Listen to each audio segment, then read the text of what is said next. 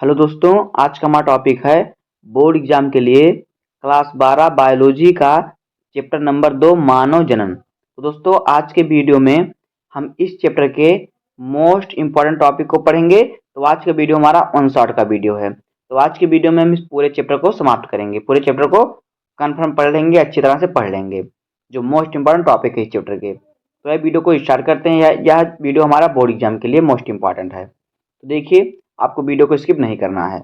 देखिए, पहला टॉपिक हमारा क्या है। पहला हेडिंग हमारा है मानव जनन, यानी कि ह्यूमन रिप्रोडक्शन। ह्यूमन का अर्थ होता है मानव, रिप्रोडक्शन का अर्थ होता है जनन। तो मानव जनन। तो देखिए, मनुष्य एक लिंगी प्राणी है। एक लिंगी मतलब जिनमें एक लिंग होता हो। तो मनुष्य क्या है, एक लिंगी प्राणी है जिसमें नर जनन तंत्र अलग जीव में और मादा जनन तंत्र अलग जीव में पाया जाता है। मनुष्य में क्या होता है, मादा जनन तंत्र अलग जीव में होता है और नर जनन तंत्र अलग जीव में होता है। नर जनन तंत्र यानी पुरुषों में होता है और मादा जनन तंत्र स्त्रियों में होता है। तो देखिए, नर जनन तंत्र, नर यानी मेल, मेल यानी जो नर है जैसे पुरुष में पाया जाता है। जो नर जनन तंत्र में नर युग्मक यानी कि शुक्राणु का निर्माण होता है। जो नर जनन तंत्र होता है उसमें क्या होता है, नर युग्मक शुक्राणु का निर्माण होता है। और देखिए, मादा जनन तंत्र यानी कि फीमेल, फीमेल यानी कि औरत, औरत में पाया जाता है मादा जनन तंत्र। और मादा जनन तंत्र में मादा युग्मक यानी कि अंडाणु का निर्माण होता है और अंडाणु और शुक्राणु के निषेचन से भ्रूण का निर्माण होता है, जिससे बच्चे का जन्म होता है। अब आगे देखिए, ये हो गया मानव जनन। अब देखिए क्या है मानव जनन तंत्र। तो देखिए, मानव जनन तंत्र क्या है, ह्यूमन रिप्रोडक्शन सिस्टम। तो ये होता है मानव जनन तंत्र। सिस्टम का अर्थ होता है तंत्र। तो देखिए, वह अंग जो मानव जनन में सहायक होते हैं मानव जनन तंत्र कहलाते हैं। शरीर के वह अंग जो मानव जनन में सहायक होते हैं वो मानव जनन तंत्र कहलाते हैं, जिन्हें निम्नलिखित दो भागों में बांटा गया है। पहला है प्राथमिक जनन अंग, यानी प्राइमरी रिप्रोडक्शन ऑर्गन, यानी प्राथमिक जनन अंग। तो देखिए, प्राथमिक जनन अंग क्या है, नर में क्या है प्राथमिक जनन अंग, नर में है क्या, मुख्य जनन अंग क्या है, वृषण, जिसमें शुक्राणु बनते हैं, ये है प्राथमिक जनन अंग। और मादा में जो प्राथमिक जनन अंग है, देखिए मादा में मुख्य जनन अंग, ये है अंडाशय, जिसमें अंडाणु का निर्माण होता है, इसमें अंडाणु बनते हैं। तो ये हो गया प्राथमिक जनन अंग। अब देखिए क्या है द्वितीय जनन अंग, यानी कि सेकेंडरी रिप्रोडक्टिव ऑर्गन। तो देखिए, द्वितीय अंग जनन क्या है।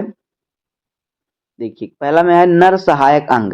नर में कौन कौन से सहायक अंग होते हैं, जनन सहायक अंग। तो देखिए, हमारा हेडिंग है नर सहायक अंग। तो देखिए, इसमें क्या है, वृषण कोश, अधिवृषण, शुक्रवाहिनियां, शुक्राशय, शिश्न, प्रोस्टेट ग्रंथि, प्रोस्टेट ग्रंथियां, और फिर है काउपर ग्रंथियां। ये होते हैं नर में सहायक अंग, द्वितीय सहायक अंग।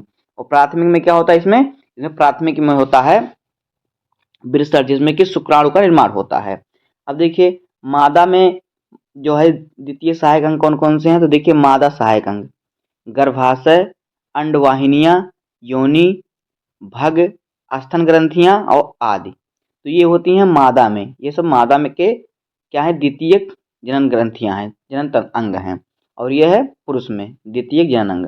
और प्राथमिक जनन अंग पुरुष में क्या होता है, वृषण होता है, और मादा में क्या होता है, अंडाशय होता है।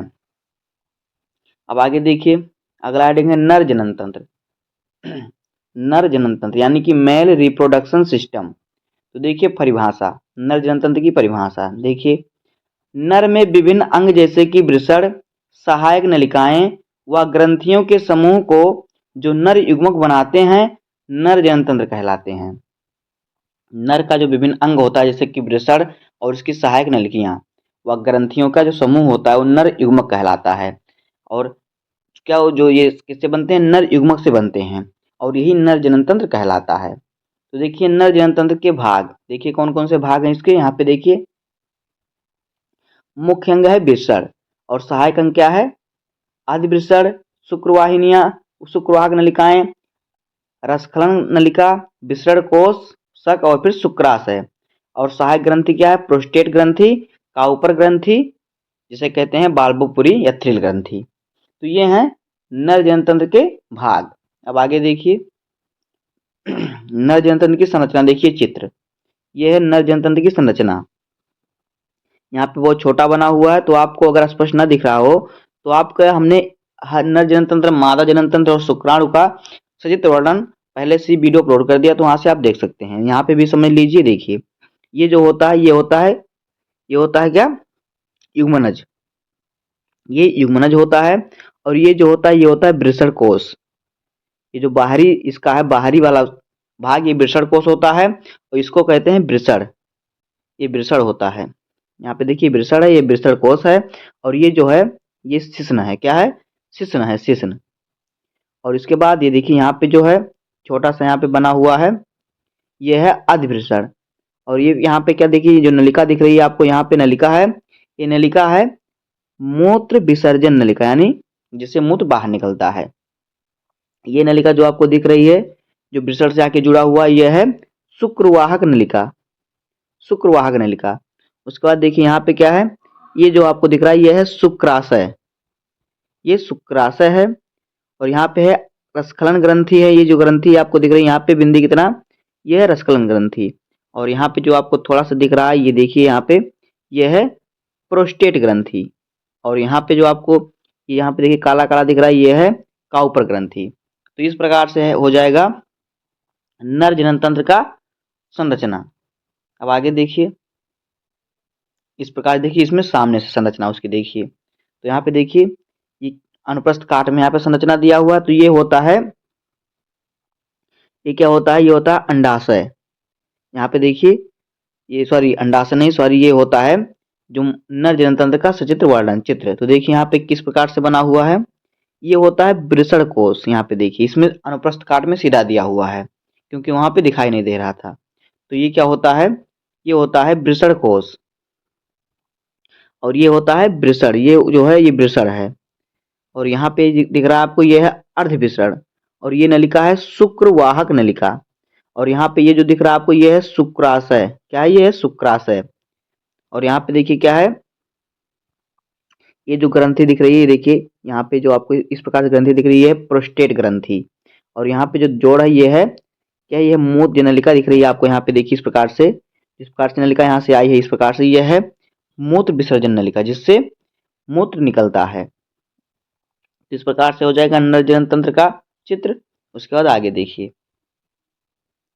आगे देखिए सी नंबर क्या कह रहा है कि अंतराली कोशिका या फिर लीडिंग कोशिका। तो देखिए क्या होता है, वृषणपाल में शुक्र जनन, वृषणपाल में शुक्र जनन नलिकाओं के चारों ओर अंतराली अवकाश होता है।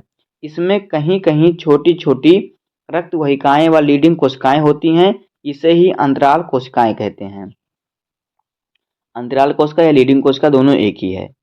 तो क्या होता है, जो वृषणपाल में होता है शुक्र जनन नलिकाओं के चारों तरफ जो अंतराली अवकाश होता है, थोड़ा जगह होता है, इसमें कहीं कहीं पर छोटी छोटी रक्त वाहिकाएं होती हैं व फिर लीडिंग कोशिकाएं होती हैं, इसे ही क्या कहते हैं, लीडिंग कोशिका या फिर अंतराली कोशिका कहते हैं। ये टेस्टोस्टेरोन का श्रावण करती हैं। इनकी कुछ कोशिकाएं प्रतिरक्षात्मक भी होती हैं, जो रक्षा करती हैं बाहरी तत्वों से। अब आगे देखिए, अगला हेडिंग है सहायक या द्वितीयक अंग। तो देखिए सहायक अंग या द्वितीयक अंग कौन है, तो देखिए वृषण कोश।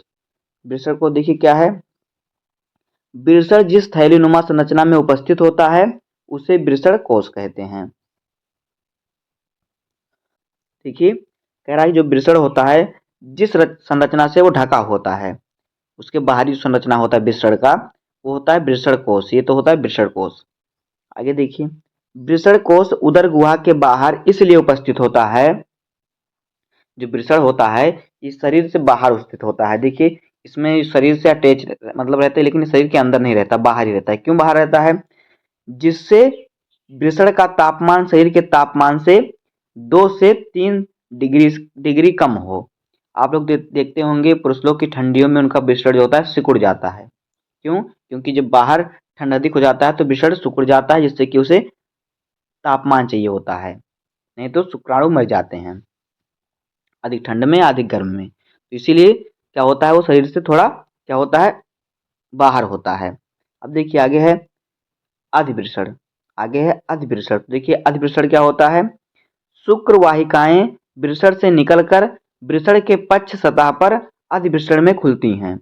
अधिवृषण पतली व लंबी नलिका के अत्यधिक कुंडल से बनी होती है। इसमें शुक्राणुओं के परिपक्वन का कार्य होता है। जो अधिवृषण होता है इसमें शुक्राणु बनते हैं, शुक्राणु का परिपक्वन यानी उनका विकास होता है। अब आगे देखिए क्या है? शुक्रवाहक नलिका। तो देखिए शुक्रवाहक नलिका क्या है?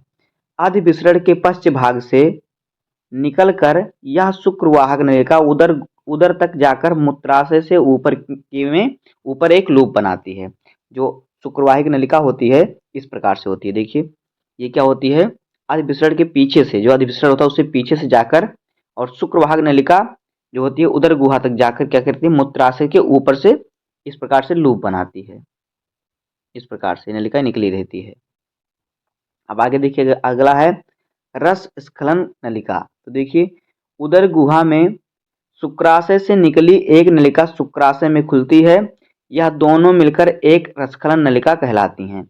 जो उदर गुहा में शुक्राशय से निकली एक नलिका होती है और शुक्रवाहक में खुलती है, शुक्राशय से निकलती है शुक्रवाहक में खुलती है, यह दोनों नलिका रसस्खलन नलिका कहलाती हैं।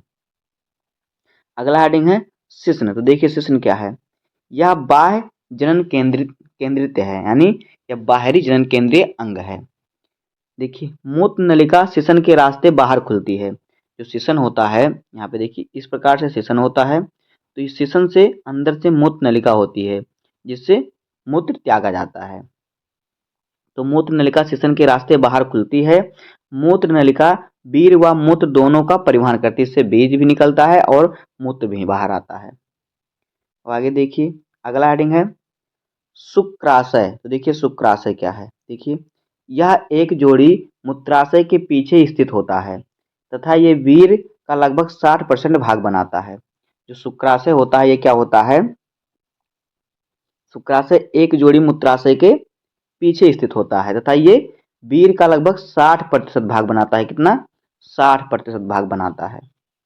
अब आगे देखिए आगे सहायक ग्रंथियां। तो देखिए सहायक ग्रंथियां क्या हैं? पहला है प्रोस्टेट ग्रंथि। तो देखिए क्या है? यह एक सघन ग्रंथि है। जो प्रोस्टेट ग्रंथि है यह एक सघन ग्रंथि है जो मूत्र नलिका के आधार के चारों ओर होती है।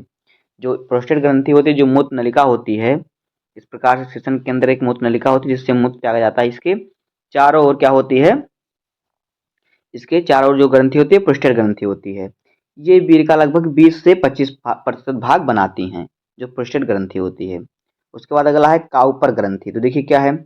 इसका श्रावण इसका श्रावण शिश्न में स्नेहन का कार्य करता है। यह एक जोड़ी होता है। जो काउपर ग्रंथि होती है क्या होती है? इसका जो श्रावण होता है शिश्न के स्नेहन का कार्य करता है। स्नेहन यानी उसे स्टेट करने के लिए इसी काम में आता है। यह एक जोड़ी होता है। जो होता है ये जोड़ी में होता है काउपर ग्रंथि। अब आगे देखिए अगला हेडिंग है टेस्टोस्टेरॉन। तो यह नर हार्मोन्स है। जो टेस्टोस्टेरॉन होता है ये नर हार्मोन्स होता है जो अंतराली कोशिका से स्रावित होता है। यह नर जनन अंगों के विकास व शुक्राणु परिपक्वन में सहायक होता है। जो टेस्टोस्टेरॉन ग्रंथि होता है ये क्या होता है? नर हार्मोन्स है ये, यानी ये सिर्फ पुरुषों में पाया जाता है। जो अंतराली कोशिका में स्रावित होता है यानी अंतराली कोशिका से निकलता है। यह नर जनन अंगों के विकास व शुक्राणु को परिपक्व में सहायक, उसके विकास में सहायक होता है। अब आगे देखिए अगला हेडिंग है स्त्री जनन तंत्र यानी फीमेल रिप्रोडक्टिव सिस्टम। तो देखिए स्त्री जनन तंत्र जनन प्रक्रिया के अतिरिक्त भी कई कार्यों का निर्वहन करती है। जो स्त्री जनन तंत्र होता है जनन प्रक्रिया के अतिरिक्त उसके अलावा भी कई कार्यों का निर्वहन करता है। जैसे कि निषेचन, भ्रूण का विकास, गर्भधारण, दुग्धन आदि स्त्री जनन तंत्र के भाग। देखिए क्या क्या है यहाँ पे? देखिए प्राथमिक अंग इसमें क्या है? अंडाशय। और द्वितीयक अंग या सहायक अंग है अंडवाहिनी, गर्भाशय, गर्भाशय ग्रीवा और योनि। ये इसके सहायक अंग हैं। अब आगे देखिए मादा जनन तंत्र का चित्र। तो इस प्रकार से होता है मादा जनन तंत्र का चित्र। ये होता है यहाँ पे अंडवाहिनी, यहाँ पे ये होता है अंडाशय, ये होता है गर्भाशय, और ये होता है गर्भाशय ग्रीवा, ये होता है योनि। यहाँ पे ये जो होता है ये ग्रीवा होता है। तो ये होता है क्या, ये होता है अंडाशय, और जो ये नलिका होती है ये अंडवाहिनी नलिका होती है। इस प्रकार से होता है मादा जनन तंत्र का चित्र। अब आगे देखिए, अगला हेडिंग है प्राथमिक या मुख्य अंग। तो देखिए प्राथमिक या मुख्य अंग है अंडाशय। स्त्रियों में अंडाशय होता है, जनन तंत्र जो मुख्य जनन तंत्र होता है। तो देखिए यह मादा का प्राथमिक लैंगिक अंग है। यह जो है अंडाशय मादा का प्राथमिक लैंगिक अंग है, जो जो मादा युग्मक यानी अंड का निर्माण व स्टेरॉइड हार्मोन का उत्पादन करता है। ये क्या करता है, ये अंड का निर्माण करता है, अंडाणु का निर्माण करता है और स्टेरॉइड हार्मोन्स का उत्पादन करता है। उदर के नीचे यानी पेट के नीचे दोनों ओर एक एक अंडाशय एक जोड़ी में होते हैं। जो पेट होता है स्त्रियों का, उसके नीचे दोनों साइड अंडाशय होते हैं, एक एक अंडाशय होते हैं एक जोड़ी में। प्रत्येक अंडाशय 2 से 4 सेंटीमीटर लंबी व 1.5 सेंटीमीटर चौड़ी तथा लगभग 1 सेंटीमीटर मोटी बादाम के आकार की संरचना होती है, जो अंडाशय होता है। आगे देखिए, यह श्रोणि भित्ति से लिगामेंट द्वारा उदरीय गुहा में लटके होते हैं। जो क्या होते हैं, जो अंडाशय होता है ये क्या होता है, श्रोणि भित्ति से लिगामेंट द्वारा उदरीय गुहा में क्या होते हैं, लटके होते हैं ये। अब आगे देखिए, अंडाशय की आंतरिक संरचना। अंदर से अंडाशय किस प्रकार से होता है, यहाँ पे देखिए इस प्रकार से अंदर से अंडाशय बना होता है। इस प्रकार से यहाँ पे देखिए आपको बना हुआ दिखाई दे रहा है। इसी प्रकार से ये अंदर से बना होता है जो अंडाशय होता है। यहाँ पे अभी चित्र में देखिए, तो यहाँ पे क्या हमारा ये है जननिक स्पीथेलियम, और फिर यहाँ पे क्या होता है, इसमें जो बिंदी बिंदी होता है ये होता है परिधीय, और यहाँ पे जो बीच में होता है ये होता है केंद्रक। इस प्रकार से होता है अंडाशय की आंतरिक संरचना। अब आगे देखिए प्रत्येक अंडाशय बाहर की ओर एक पतली जनन एपिथेलियम से आस्तरित होता है व अंदर अंडाशय पीठिका होती है, जिसमें 2 भाग होते हैं, परिधीय और फिर केंद्रीय। अंडाशय के मेंडुला भाग में अनेक अंडाकार गोल रचनाएं बिखरी होती हैं। इसे प्राथमिक पुटिकाएं या फिर अंडाशय पुटिकाएं कहते हैं। प्राथमिक पुटिकाएं परिपक्व होकर ग्राफियन फॉलिकल बनाती हैं। अब आगे देखिए इसमें सहायक अंग क्या क्या हैं। तो देखिए सहायक अंग में हमारा है अंडवाहिनी। तो देखिए अंडवाहिनी क्या है, यह एक जोड़ी पेशीय व नलिकाकार होती है। जो अंडवाहिनी होती है एक जोड़ी में होती है, पेशीय और नलिकाकार होती है। यानी इसमें पेशीय यानी मांसपेशियां होती है, उसमें नलिका होती है। नलिकाकार यानी नली की प्रकार से होती है, इस प्रकार से पाइप की तरह। यह अंडाशय से गर्भाशय तक इसकी गुहा पश्चमाभि एपिथीलियम से आस्तरित होती है। प्रत्येक अंडवाहिनी में 3 भाग होते हैं। नंबर 1 होता है कीपक, दूसरा होता है तुम्बिका और तीसरा होता है संकीर्ण पथ यानी पतला रास्ता। तो आगे देखिए, अब आगे हमारा हेडिंग है गर्भाशय। तो देखिए गर्भाशय क्या होता है। मादा में केवल एक गर्भाशय पाया जाता है, जिसे बच्चेदानी कहते हैं। यह 8 सेंटीमीटर लंबी खोखली पेशीय होती है। इसमें रक्त की प्रचुर मात्रा में पूर्ति होती है। यह भी श्रोणि भित्ति से लिगामेंट द्वारा जुड़ा होता है। जो गर्भाशय होता है मादा में केवल एक गर्भाशय पाया जाता है, जिसे बच्चेदानी भी कहते हैं। यह 8 सेंटीमीटर लंबा, खोखला और पेशीय होता है, और ये किसके द्वारा जुड़ा होता है, श्रोणि भित्ति से लिगामेंट के द्वारा जुड़ा होता है। इसका ऊपरी भाग फैलोपियन नलिका में खुलता है व निचला संकीर्ण भाग गर्भाशय ग्रीवा कहलाता है। जो अभी आपने चित्र में देखा इस प्रकार से बना था, तो यहाँ पे जो संकीर्ण भाग होता है देखिए इस प्रकार से बना हुआ था माँ जनन तंत्र। तो यहाँ पे योनि के पीछे जो आपको संकीर्ण कम पतला रास्ता दिख रहा था, ये है क्या है, ग्रीवा है, यह गर्भाशय ग्रीवा। अब आगे देखिए, अगला हेडिंग है गर्भाशय भित्ति के 3 स्तर। तो नंबर 1 है पतला झिल्लियम यानी जिसे कहते हैं परिगर्भाशय। दूसरा है मध्य मोटा यानी गर्भाशय पेशी स्तर मध्य। तीसरा है आंतरिक ग्रंथिल स्तर जिसे कहते हैं अंतः स्तर। तो अब देखिए अगला हेडिंग है योनि। तो देखिए योनि क्या होता है, गर्भाशय पतली ग्रीवा द्वारा योनि में बदलता है। जो गर्भाशय होता है पतली ग्रीवा, गर्भाशय से पतली लाइन की तरह से यहाँ पे बाहर निकलता है, इसे योनि कहते हैं। बदलता है, योनि मैथुन के समय से पुरुष से वीर्य ग्रहण करने का कार्य करता है। जो योनि होता है क्या करता है, पुरुष का जो शुक्राणु होता है उसको यहीं से ग्रहण होता है। अब देखिए बाह्य जनन अंग, देखिए बाह्य जनन अंग क्या है, देखिए स्त्री में बृहत ओष्ठ, लघु ओष्ठ, हाइमन व फिर भग शेष स्त्री के बाह्य जनन अंग होते हैं।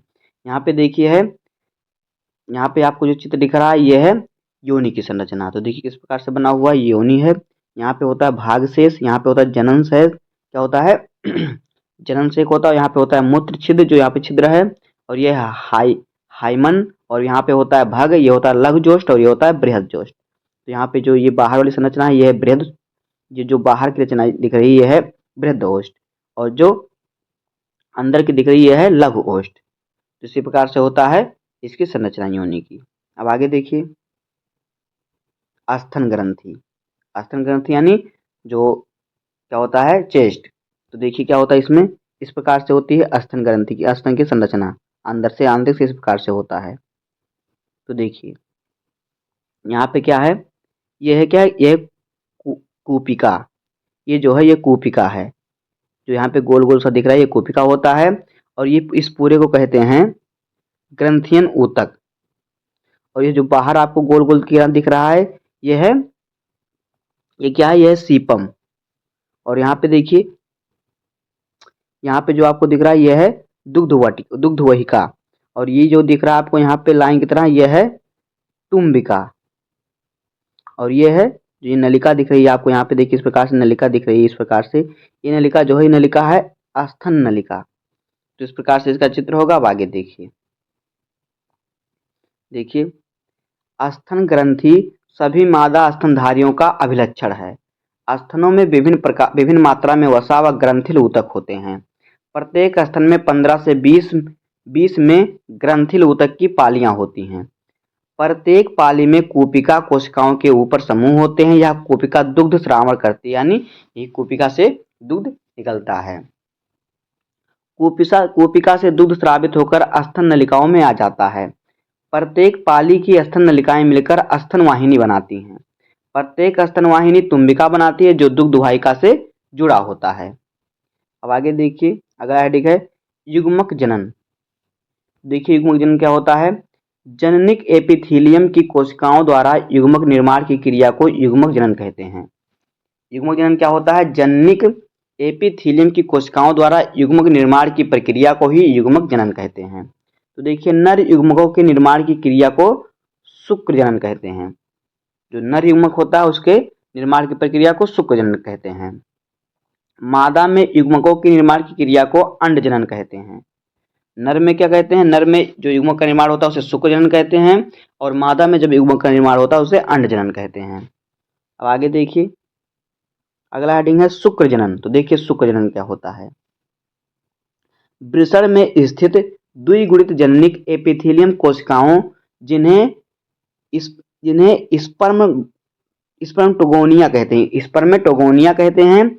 इसमें क्या होता है, अर्धसूत्री विभाजन द्वारा अगुणित कार्यशील शुक्राणु का निर्माण होता है जिसे शुक्र जनन कहते हैं। यह प्रक्रिया शुक्र जनन नलिका में होती है। क्या होता है, जो वृषण होता है वृषण में स्थित द्विगुणित जननिक क्या होता है एपिथेलियम कोशिका होती है, जिन्हें क्या कहते हैं स्पर्मेटोगोनिया कहते हैं। इसमें जब अर्धसूत्री विभाजन होता है तो ये अगुणित होता है, इसके बाद कार्यशील शुक्राणु का निर्माण होता है, जिसे इस प्रक्रिया को ही कहते हैं शुक्र जनन, और यह प्रक्रिया शुक्र जनन नलिकाओं में होती है। देखिए इस प्रक्रिया को दो भागों में बांटा गया है। तो देखिए नंबर 1 क्या है, नंबर 1 है शुक्राणु प्रसु यानी फिर स्पर्मेडिड का निर्माण, और दूसरा है स्पर्मेडिड का शुक्राणुओं में रूपांतरण अर्थात शुक्र जनन या स्पर्मियोजेनेसिस का निर्माण। तो देखिए शुक्राणु प्रसु या फिर स्पर्मेडिड का निर्माण। तो देखिए शुक्राणु प्रसु का निर्माण किस प्रकार से होता है, देखिए यहाँ पे यह क्रिया जनन काल से प्रारंभ होती है। इसे निम्न प्रावस्था में बांटा गया है, यानी निम्न भागों में बांटा गया है, निम्न अवस्था में। तो देखिए पहला है गुणन प्रावस्था। तो देखिए गुणन प्रावस्था क्या होता है, देखिए जननिक एपिथेलियम की कुछ कोशिकाएं आकार में बड़ी होकर अन्य कोशिकाओं से भिन्नता प्रकट करती हैं। इन्हें प्राथमिक जनन कोशिकाएं कहते हैं। जो जननिक एपिथेलियम की कुछ कोशिका क्या होती है, कुछ कोशिकाएं आकार में बड़ी होकर अन्य कोशिकाओं से भिन्नता प्रकट करती हैं, उनसे अलग दिखाई देती हैं, इन्हें प्राथमिक कोशिका कहते हैं। इसमें कई बार समसूत्री विभाजन होता है, जिसके फलस्वरूप शुक्र जनन कोशिका का निर्माण होता है। अब आगे देखिए, दूसरा हेडिंग है वृद्धि प्रावस्था। तो देखिए वृद्धि प्रावस्था क्या है। इस प्रावस्था में स्पर्मेटोगोनिया कोशिका वृद्धि करके प्राथमिक शुक्राणु कोशिका या फिर प्राइमरी स्पर्मेटोसाइट में बदल जाती है। इसका तीसरा है परिपक्वन प्रावस्था। देखिए इसमें क्या होता है, इस प्रावस्था में प्राइमरी स्पर्मेटोसाइट कोशिका में अर्धसूत्री विभाजन होता है। अर्धसूत्री विभाजन के पहले चरण में प्राइमरी स्पर्मेटोसाइट्स के 2 अगुणित कोशिकाओं का निर्माण होता है। जो स्पर्मेटोसाइट होता है उससे 2 अगुणित कोशिका बनती है। इसके बाद इसमें अर्धसूत्री विभाजन का दूसरा चरण संपन्न होता है, जिससे यह प्राइमरी स्पर्मेटोसाइट से 4 स्पर्मेटिड्स का निर्माण होता है। इसके बाद देखिए अगला हेडिंग हमारा क्या है। अगला हेडिंग है स्पर्मेटिड्स का शुक्राणुओं में रूपांतरण अर्थात शुक्र जनन या फिर स्पर्मियोजेनेसिस। तो देखिए अचल गोलाकार शुक्राणु प्रसू या स्पर्मेटिड्स का रूपांतरित होकर सक्रिय या चल शुक्राणु में बदल जाना शुक्राणु जनन कहलाता है। इस क्रिया में शुक्राणु प्रसू या स्पर्मेटिड्स की गालजिकाएं शुक्राणु का एक्रोसोम बनाती हैं। क्या बनाती हैं, यहाँ पे स्क्रोसोम है लेकिन यहाँ पे रहेगा एक्रोसोम। इस प्रकार से रहेगा एक्रोसोम। जो शुक्राणु का मुख्य भाग होता है आगे वाला, ये एक्रोसोम होता है, जिससे वो क्या करते हैं, अंडे को भेजते हैं। अब आगे देखिए, तो यहाँ पे देखिए शुक्राणु की संरचना। अगला हेडिंग हमारा है शुक्राणु की संरचना। तो देखिए शुक्राणु की संरचना किस प्रकार से होती है। Structure of sperm. स्पर्म का अर्थ होता है, हिंदी होता है शुक्राणु। तो देखिए यहाँ पे क्या है, इतने ये शुक्राणु हमारा बना हुआ है इस प्रकार से। यहाँ पे देखिए शुक्राणु बना हुआ है, यह है शुक्राणु। ये शुक्राणु का इस प्रकार से पूंछ बना हुआ है। तो देखिए क्या है, इतने भाग को हम कहते हैं हेड यानी कि सिर, और इसे कहते हैं नेक यानी कि गर्दन, और इसे कहते हैं मिडिल पार्ट यानी कि मध्य भाग। तो देखिए इसमें 3 भाग होते हैं, सिर, गर्दन और मध्य भाग। तो यहाँ पे देखिए जो जो इसका शुक्राणु का जो आगे वाला ये भाग होता है, ये होता है एक्रोसोम। इससे क्या होता है, इससे जो शुक्राणु होता है अंडे को भेदने का कार्य करता है। और यहाँ पे बीच वाला जो भाग होता है, यहाँ पे देखिए ये होता है केंद्रक। और यहाँ पे देखिए ये जो आपको बिंदु की तरह दिख रहा है, ये है समीप्रस्थ तार केंद्र, और यहाँ पे है दूर के स्थान के दूसरा बिंदु जो है। और ये बीच में जो बना होता है ये होता है माइटोकॉन्ड्रिया, जो शुक्राणु को तैरने के लिए ऊर्जा देता है। और इतने भाग को जो है ये पूंछ होता है, यानी कि टेल लिखा है यहाँ पे, पूंछ होता है। क्या, पूंछ होता है ये। तो इसी प्रकार से शुक्राणु के इतने भाग होते हैं, इस प्रकार से इसकी संरचना होती है, इस प्रकार से इसका चित्र बनेगा। अब आगे देखिए, अगर आपको यहाँ चित्र में नहीं आ रहा तो आप हमारे चैनल पर जाइए, वहाँ पे आपको शुक्राणु का चित्र बना के अच्छी तरह से समझाया गया है। अब आगे देखिए, आगे देखिए क्या है, प्रत्येक शुक्राणु पतले व लंबे होते हैं, जिन्हें केवल सूक्ष्मदर्शी की सहायता से देखा जा सकता है। इसमें निम्नलिखित भाग, इसके भाग जो है निम्नलिखित हैं। देखिए पहला हेड यानी कि सिर, यह शुक्राणु का शीर्ष भाग होता है, जिसमें बड़ा तथा अगुणित केंद्रक होता है, जिसके आगे एक टोपी नुमा संरचना होती है, जिसे एक्रोसोम कहते हैं। यह निषेचन के समय अंडाणु की झिल्ली को नष्ट करता है, यानी उसे भेदता है। जो इस प्रकार से शुक्राणु बना होता है आगे की संरचना, ये क्या होता है, एक्रोसोम होता है, और इसे सिर भाग भी कहते हैं। दूसरा होता है नेक यानी कि गर्दन। यह छोटा भाग होता है, इसमें 2 तार केंद्र होते हैं, एक अग्रस्थ तार केंद्र, दूसरा इरस्थ तार केंद्र। आपको 2 बिंदु दिखेगा गर्दन के पास, ये होता है क्या, तार केंद्र होते हैं दोनों बिंदु। अब आगे देखिए, अगला हेडिंग है मिडिल पार्ट यानी कि मध्य भाग।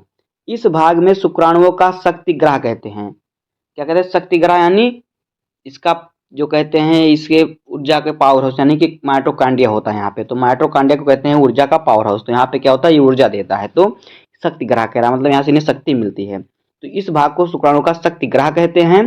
इसमें सूक्ष्म नलिकाएं होती हैं, जिसमें माइटोकॉन्ड्रिया पाए जाते हैं, जो शुक्राणुओं को गति प्रदान के लिए ऊर्जा देते हैं। इसके बाद है चौथा नंबर टेल यानी कि पूंछ। यह शुक्राणु का अंतिम भाग होता है, जो जीव द्रव्य की झिल्ली से बना होता है। यह क्या करता है, यह शुक्राणु को तैरने में मदद करता है, इसकी सहायता से तैरते हैं। अब आगे देखिए, अगला हेडिंग है अंडजनन। तो देखिए अंडजनन क्या होता है। अंडाशय में स्थित द्विगुणित अंड मात्र कोशिका या फिर उगोनिया से अर्धसूत्री विभाजन द्वारा अगुणित परिपक्व मादा युग्मक का निर्माण अंडजनन कहलाता है। एक स्त्री के अंडाशय में अंडजनन की प्रक्रिया तब प्रारंभ हो जाती है जब वह स्त्री अपने मां के गर्भ में होती है। जब वो जैसे कि जब वो बहुत छोटी होती है, जब उसका जन्म नहीं हुआ रहता, तभी ही उसमें क्या होता है, अंडजनन की प्रक्रिया प्रारंभ हो जाती है। इसी भ्रूणीय अंडाशय में कई अवस्था होती हैं। दो नंबर एक है गुणन प्रावस्था। तो देखिए गुणन प्रावस्था क्या है। इस अवस्था में अंडाशय की जननिक एपिथीलियम की कुछ कोशिकाएं आकार व आकृति में बड़ी हो जाती हैं, जिसमें कई बार समसूत्री विभाजन होता है, जिससे उगोनिया अंडजननी कहते हैं। शिशु जन्म के समय पुटिकाओं की संख्या 20 से 20 लाख होती है। इसमें से लगभग 400 से 4000 450 तक की प्राथमिक oocyte में विकसित हो पाती हैं। इसके बाद हमारा अगला है बी, वृद्धि प्रावस्था। तो देखिए वृद्धि प्रावस्था क्या है। यह प्रावस्था लंबी होती है जो भ्रूण अवस्था से प्रारंभ होती है और जब तक परिपक्वन अवस्था नहीं आती तब तक ये बनी रहती है।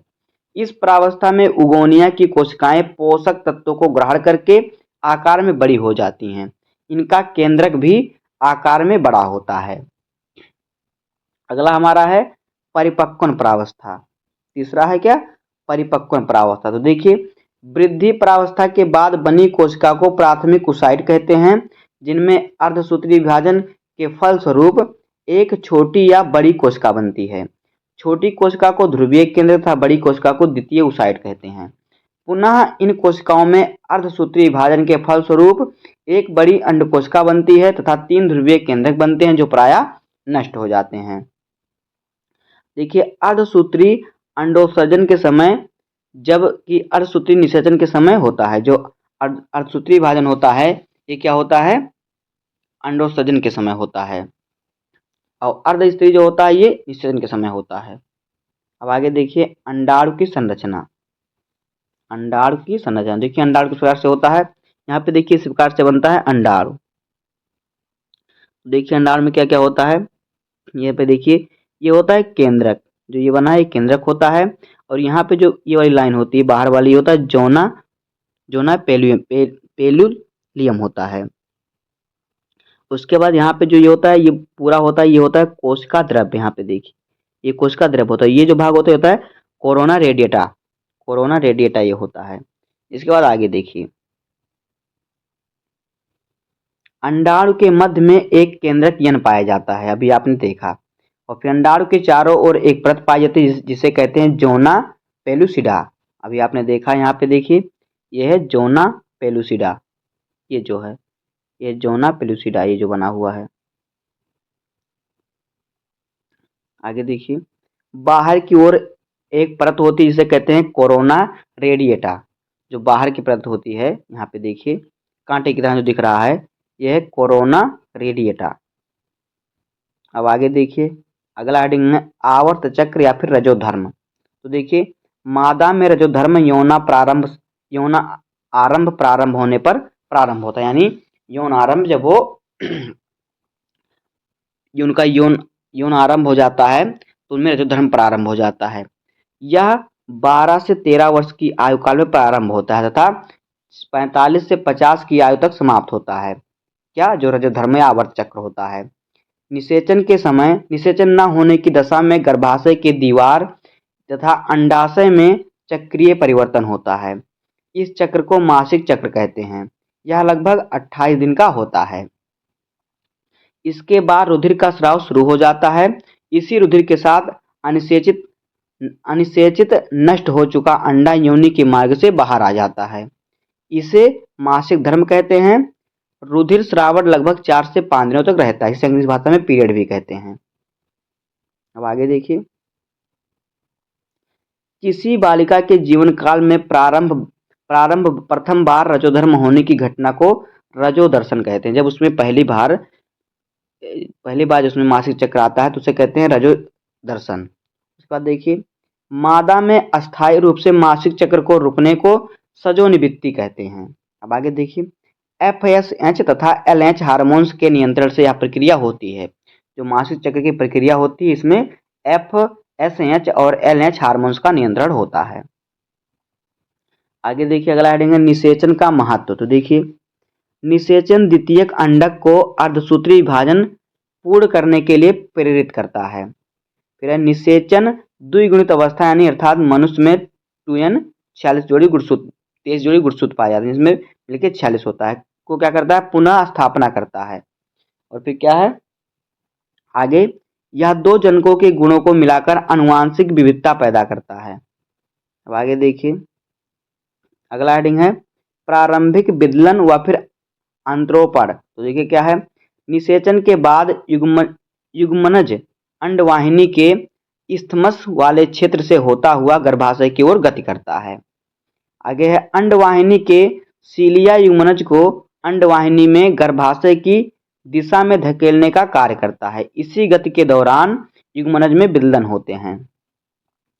8 से 6 करोड़ कोरक खंडों वाला भ्रूण तूतक या फिर मोरूला कहलाता है।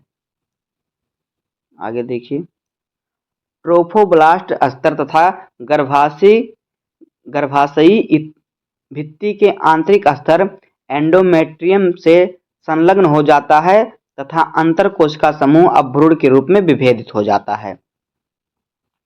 आगे देखिए, ब्लास्टोसिस्ट्स के संलग्न होने पर गर्भाशयी कोशिकाएं तेजी से विभाजित होकर ब्लास्टोसिस्ट को ढक लेती हैं। इसके फलस्वरूप ब्लास्टोसिस्ट गर्भाशय में एंडोमेट्रियम में धंस जाती हैं, अतः स्थापित हो जाती हैं। यही है अंतरारोपण, यही अंतरारोपण कहलाता है। अगला हेडिंग है प्रसव। तो देखिए प्रसव क्या है, मनुष्य में शिशु का जन्म तकनीकी रूप से प्रसव तथा पार्ट्यूरेशन कहा जाता है। इस प्रसव को कहते हैं पार्ट्यूरेशन कहते हैं, इसकी अंग्रेजी भाषा है। तो आगे देखिए आगे, इनकी 3 मुख्य अवस्थाएं होती हैं। तो देखिए पहला अवस्था क्या है, पहली अवस्था में गर्भाशयी ग्रीवा में फैलाव या फिर प्रसरण शिशु को बाहर आने का मार्ग सुलभ कराता है। एनमियॉन इस समय फट जाती है तथा एमनियोटिव द्रव बाहर आने लगता है। दूसरा है, दूसरी अवस्था शिशु जन्म की है। शिशु के स्वतः श्वसन प्रारंभ कर देने के बाद नाभिनाल काटा जाता है। तीसरा है, तीसरी अवस्था में अपरा भी गर्भाशय से योनि के रास्ते बाहर निकल जाता है। जो अपरा होता है जन्म के बाद बच्चा शिशु पहले क्या होता है, पहली अवस्था में गर्भाशय ग्रीवा का थोड़ा फैलाव होता है, बड़ा होता है, प्रसरण शिशु को बाहर आने का मार्ग, जिससे कि जो बच्चा जन्म ले उसे बाहर आने में रास्ता मिल सके। उसके बाद क्या होता है, एमनियॉन इस समय क्या होता है, फट जाता है, जिससे क्या होता है, योनि से द्रव बाहर निकलता है। इसके बाद दूसरी अवस्था आती है शिशु जन्म की अवस्था। जब शिशु का जन्म होता है उसके बाद क्या होता है, वो श्वसन प्रारंभ कर देता है। जैसे श्वसन प्रारंभ करता है उसके बाद उसकी अभिनाल जो होती है काट दी जाती है। अभिनाल काटने के बाद तीसरी अवस्था आती है जिसमें क्या होता है, गर्भाशय से योनि के रास्ते जो होता है, जो क्या होता है, अपरा बाहर निकल जाता है। अब आगे देखिए, अगला हेडिंग है प्रसव एक जटिल तंत्रिकीय या फिर अंतःस्रावी क्रियाविधि। तो देखिए दुग्ध श्रावण या फिर लैक्टेशन। देखिए क्या है, संगर्भता के समय स्त्री की स्तन ग्रंथियों में अनेक बदलाव होते हैं तथा स्तन ग्रंथियों में हुए भिन्नन के कारण यह संगर्भता की समाप्ति के आने पर दुग्ध श्रावण प्रारंभ हो जाता है। जब बच्चा बाहर जन्म लेता है उसके बाद उसका दूध आना प्रारंभ हो जाता है।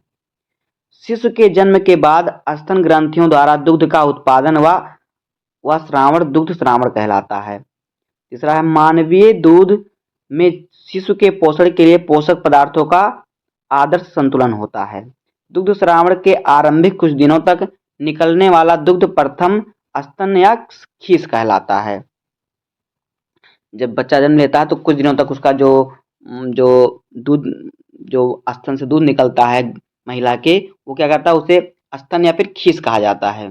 जैसे कि आप देखते होंगे गाय भैंस में जब बच्चा जन्म होता है तो कम से कम 1 हफ्ते तक दूध आता है, थोड़ा पीला रहता है, जिसे कहते हैं, जिसे पीयूष कहते हैं। इसी प्रकार से मनुष्य में भी होता है। अब आगे देखिए, तो बस दोस्तों, बस इस चैप्टर का समाप्त होना यहीं पे है। उम्मीद है कि आपको वीडियो पसंद आया होगा। अगर आपको वीडियो पसंद आया हो तो वीडियो को लाइक कर दीजिएगा, चैनल पर नया सब्सक्राइब कर दीजिए, बेल आइकन को प्रेस कर दीजिए, क्योंकि बोर्ड एग्जाम के हर इंपॉर्टेंट टॉपिक का वीडियो आपको चैनल पर मिलता रहेगा। दोस्तों, इस चैप्टर का यही मोस्ट इंपॉर्टेंट टॉपिक है, तो बस इतना ही आपको पढ़ना है इस चैप्टर से। मिलते हैं किसी नेक्स्ट वीडियो में, तब तक के लिए धन्यवाद। जय हिंद।